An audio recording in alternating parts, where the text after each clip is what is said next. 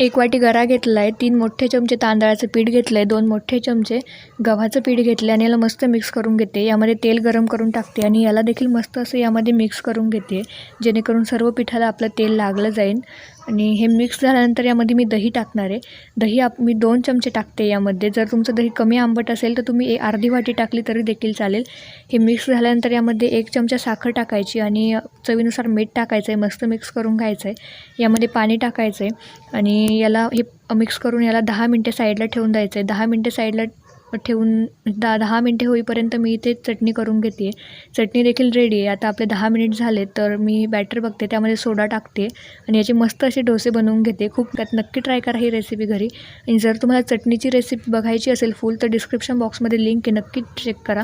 आणि डोस्याची जर तुम्हाला डिटेलमध्ये रेसिपी बघायची असेल तर ती देखील बघू शकता तुम्ही. डिस्क्रिप्शन बॉक्समध्ये लिंक दिलेली आहे.